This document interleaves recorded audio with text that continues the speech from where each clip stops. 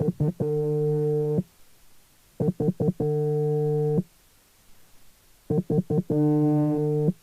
call is from a person currently in a prison in England. All calls are logged and recorded and may be listened to by a member of prison staff. If you do not wish to accept this call, please hang up now.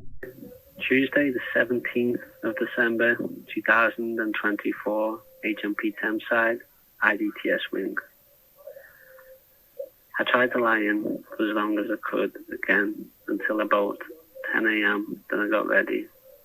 I have my first social visit since being here, almost a month now. In the morning, I just chatted, watched pool, and managed to use CMS to check if my property had been accepted on my visit at 2 p.m. Extra clothes, trainers, books, etc. that should be brought in by a friend. Of course, all my books and clothes were stolen by the pigs after they kidnapped me and began their human trafficking of me by Serco, the private company who runs Thameside Prison, part of the prison industrial complex. This is after my initial arrest where the house got raided. They stole all of my possessions. My request was still pending 2 days later, despite it only supposed to take 6 hours. Of course, my first request was denied. Then it was default because I couldn't set what I wanted a few days before.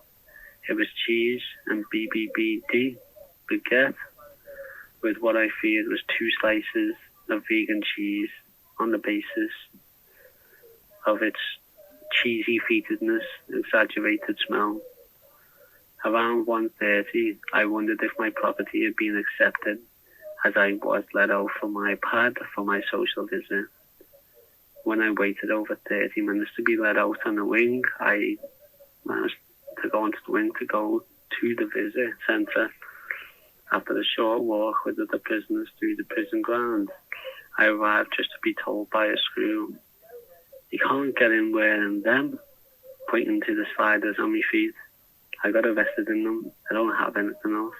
He told me I need pin soles, slippers effectively. And I was like, I wasn't even in the wing. I went on like a 5-minute walk through the prison grounds to get to this visiting centre. So, and like time was ticking on my visit. I was like, what the hell?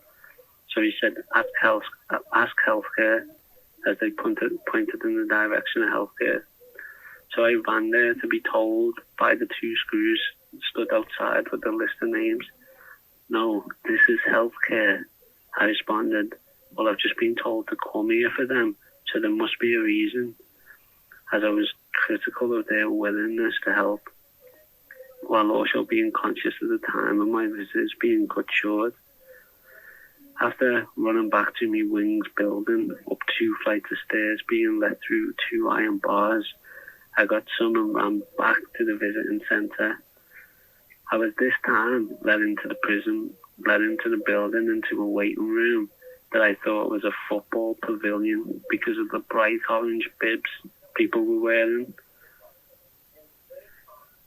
A bib is like a vest for like Americans, I guess, which I then put on myself and waited around 15 minutes before going into the large open building filled with tables and chairs centered around them, with families, girlfriends, wives, babies waiting with apprehension for their captive family members and sexual partners, as well as many, at least 50 orange bibs, among them leaning in, engaged and attempting to talk with a degree of privacy in this huge hall.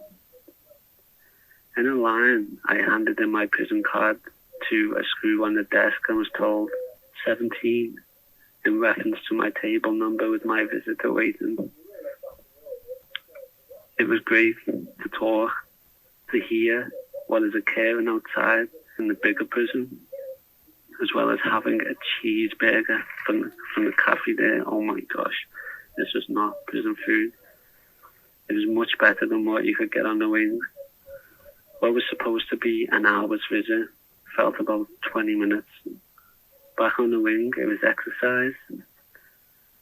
I beat my chin-up record and did 12, as well as 5 and 5. Oh yeah, my property was declined. I'm not sure if I'll have another chance this year, but I'll try next time. What also happened was a lad on the wing broke down in tears. He sat down at the end of his wing crying, head in the hands. A few others surrounded them, then a couple of screws. They don't appear to speak to anybody, but nobody has a problem with them either. Poor lad. When he came back from a short sit down with the indeed hired screws, we asked what was up. I just had a panic attack, they said, so I'll keep an eye on them. 2 lads here are meant to go to court for bail in the morning. One of them had been here 10 years. The prison mixed up their court appearances, while simultaneously somehow forgetting about them. They don't know what's happening. Thank you for tuning in to Diary of a Political Prisoner. What was a short letter for you was a period of time in prison for me. So please make sure that you subscribe on whatever podcast player you're listening on to be notified of future episodes.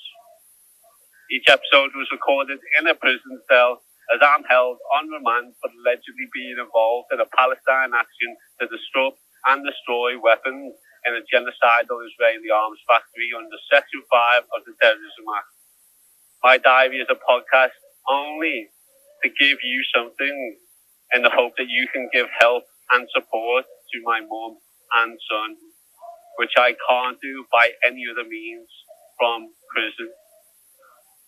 In supporting them, for £5 a month, you can get a week's worth of episodes in advance every Monday.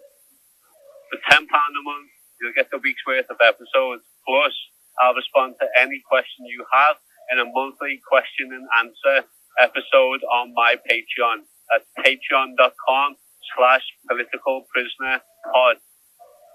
For £25 a month, our humanitarian aid tier, you get all of the above while knowing my little boy is supported and happy. One-time donations can be made by emailing or messaging my producer on social media. Media/collaboration inquiries are on the same line as senders and inbox. If you can't support me family in my absence, please follow the podcast on Instagram if you're going to be listening. Please follow on Twitter, all of our socials. Our handle is Diary Pol Prisoner. Please share them and this podcast with your friends. It's free to do and it helps this project grow. You can also send me a prisoner email or letters, drawings, anything like that. Links to everything mentioned can be found in the podcast description below. Thank you, love and solidarity.